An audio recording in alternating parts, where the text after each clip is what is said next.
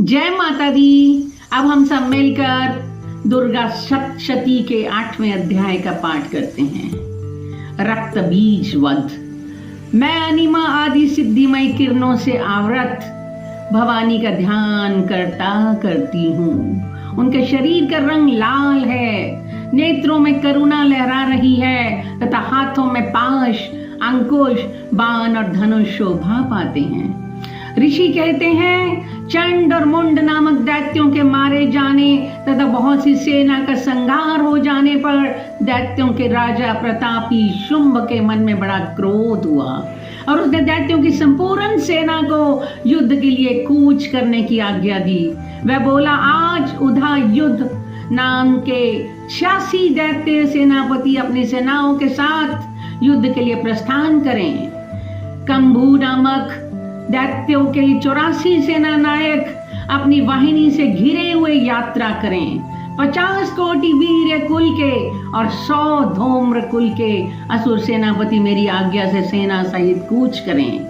कालक, दुहर्द, मौर्य और कालकेयी असुर भी युद्ध के लिए तैयार हो मेरी आज्ञा से तुरंत प्रस्थान करें। भयानक शासन करने वाले असुर राज सोम इस प्रकार आज्ञा दे शस्त्रों बड़ी बड़ी सेनाओं के साथ युद्ध के लिए प्रस्थान करते हैं। उसकी अत्यंत भयंकर सेना आती देख चंडिका ने अपने धनुष की टंकार से पृथ्वी और आकाश के बीच भाग गुंजा दिया। राजन, तदनंतर देवी के सिंह ने भी बड़े बड़े जोर से दहाड़ना आरंभ किया। फिर अंबिका ने घंटे के शब्द से उस ध्वनि को और बड़ा कर दिया। धनुष की टंकार, सिंह की दहाड़ और घंटे की ध्वनि से संपूर्ण दिशाएं गूंज उठी। उस भयंकर शब्द से काली ने अपने विकराल मुख को और बढ़ा लिया तथा इस प्रकार वे विजयिनी हुई। उस तुमुल नाद को सुनकर दैत्यों की सेनाओं में चारों ओर से आकर चंडिका देवी, सिंह और काली देवी को क्रोधपूर्ण घेर लिया। राजन, इसी बीच में असुरों के विनाश तथा देवताओं के अभ्युदय के लिए ब्रह्मा, शिव, कार्तिकेय, विष्णु और इंद्र आदि देवताओं की शक्तियां जो अत्यंत पराक्रम और बल से संपन्न थी, उनके शरीर से निकलकर उन्हीं के रूप में चंडिका देवी के पास गईं। जिस देवता का जैसा रूप, जैसी वेशभूषा और जैसा वाहन है, ठीक वैसे ही साधनों से संपन्न हो उस शक्ति असुरों से युद्ध करने के लिए आई। सबसे पहले हंस युक्त विमान पर बैठी हुई अक्ष, सूत्र और कमंडलू से सुशोभित ब्रह्मा जी की शक्ति उपस्थित हुई, जिसे ब्रह्माणी कहते हैं। महादेवी जी की शक्ति वृषभ पर आरूढ़ हो, हाथों में श्रेष्ठ शूल धारण करके, महानाग का कंकन पहने, मस्तक में चंद्र रेखा से विभूषित हो वहां आ पहुंची। कार्तिकेय जी की शक्ति रूपा जगदम्बिका उन्हीं का रूप धारण किए श्रेष्ठ मयूर पर आरूढ़ हो, हाथ में शक्ति लिए दैत्यों से युद्ध करने के लिए आई। इसी प्रकार भगवान विष्णु की शक्ति गरुड़ पर विराजमान हो, शंख, चक्र, गदा, शारंग, धनुष तथा खड्ग हाथ में लिए वहां आई। अनुपम यज्ञ वराह का रूप धारण करने वाले श्री हरि की जो शक्ति है, वह भी वराह शरीर धारण करके वहां उपस्थित हुई। नरसिंही शक्ति भी नरसिंह के समान शरीर धारण करके वहां आई। उसकी गर्दन के बालों के झटके से आकाश के तारे बिखरे पड़े थे। इसी प्रकार इंद्र की शक्ति वज्र हाथ में लिए गजराज ऐरावत पर बैठकर आई। उसके भी सहस्त्र नेत्र थे। इंद्र का जैसा रूप है वैसा ही उसका भी था। तदनंतर उन देवी शक्तियों से घिरे हुए महादेव जी ने चंडिका से कहा, मेरी प्रसन्नता के लिए तुम शीघ्र ही इन असुरों का संहार करो। तब देवी के शरीर से अत्यंत भयानक और परम उग्र चंडिका शक्ति प्रकट हुई, जो सैकड़ों गिद्धड़ियों की भांति आवाज करने वाली थी। उस अपराजिता देवी ने धूमिल जटा वाले महादेव जी से कहा, भगवान आप शुंभ निशुंभ के पास दूत बनकर जाइए और उन अत्यंत गर्वीले दानव शुंभ और निशुंभ दोनों से कहिए, साथ ही उनके अतिरिक्त भी जो दानव युद्ध के लिए वहां उपस्थित हों, उनको भी ये संदेश दीजिए, दैत्यों, यदि तुम जीवित रहना चाहते हो तो पाताल को लौट जाओ। इंद्र को त्रिलोकी का राज्य मिल जाए और देवता यज्ञ भाग का उपयोग करें। यदि बल के घमंड में आकर तुम युद्ध की की अभिलाषा रखते हो तो आओ, मेरी शिवाएं योगनियां तुम्हारे कच्चे मांस से तृप्त हों। चूंकि उस देवी ने भगवान शिव को दूत के कार्य में नियुक्त किया था, इसीलिए वे शिव दूती के नाम से संसार में विख्यात हुई। वे महादैत्य भी भगवान शिव के मुंह से देवी के वचन सुनकर क्रोध में भर गए और जहां कात्यायनी विराजमान थी उस और बढ़े। तदनंतर वे दैत्य अमर्ष में भरकर पहले ही देवी के ऊपर बाण, शक्ति और ऋषि आदि अस्त्रों की वृष्टि करने लगे।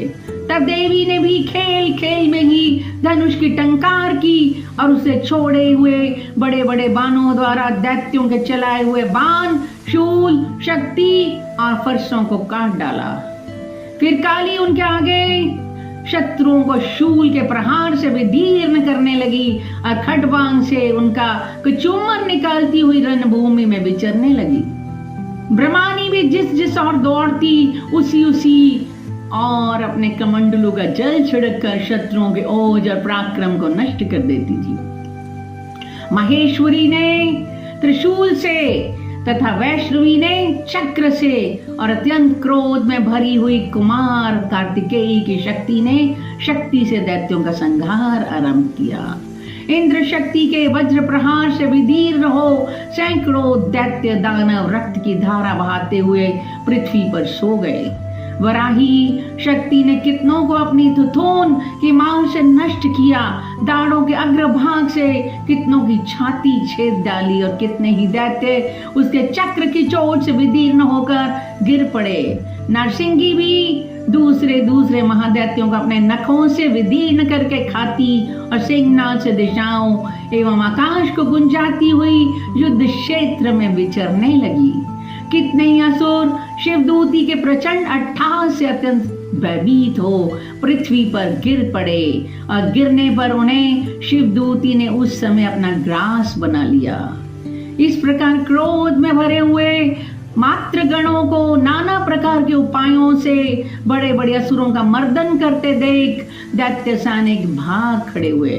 मात्र गणों से पीड़ित दैत्यों को युद्ध से भागते देख रक्त बीज नामक महादैत्य क्रोध में भरकर युद्ध करने के लिए आया।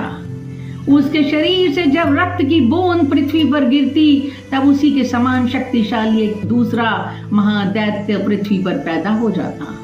महासुर रक्त बीज हाथ में गदा लेकर इंद्र शक्ति के साथ युद्ध करने लगा। तब इंद्री ने अपने वज्र से रक्त बीज को मारा। वज्र से घायल होने पर उसके शरीर से बहुत सा रक्त चूने लगा और उससे उसी के समान रूप तथा पराक्रम वाले योद्धा उत्पन्न होने लगे। उसके शरीर से रक्त की जितनी बूंदें गिरी उतने ही पुरुष उत्पन्न हो गए। वे सब रक्त बीज के समान ही वीरवान, बलवान और पराक्रमी थे। वे रक्त के उत्पन्न होने वाले पुरुष भी अत्यंत भयंकर अस्त्र शस्त्रों का प्रहार करते हुए वहां मात्र गणों के साथ घोर युद्ध करने लगे। पुण्य वज्र के प्रहार से जब उसका मस्तक घायल हुआ तब रक्त बहने लगा और उससे हजारों पुरुष उत्पन्न हो गए। वैष्णवी ने युद्ध में रक्त बीज पर चक्र का प्रहार किया तथा इंद्री ने उस दैत्य सेनापति को गदा से चोट पहुंचाई।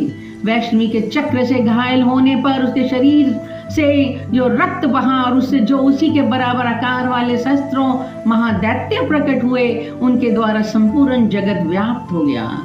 कुमारी ने शक्ति से, वराही ने खड्ग से और महेश्वरी ने त्रिशूल से महादैत्य रक्त बीज को घायल किया। क्रोध में भरे हुए इस महादैत्य रक्त बीज ने भी गदा से सभी मात्र शक्तियों पर पृथक पृथक प्रहार किया। शक्ति और शूल आदि से अनेक बार घायल होने पर भी जो उसके शरीर से रक्त की धारा पृथ्वी पर गिरी उससे भी निश्चय ही सैकड़ों असुर उत्पन्न हुए। इस प्रकार उस महादैत्य के रक्त से प्रकट हुए असुरों द्वारा संपूर्ण जगत व्याप्त हो गया।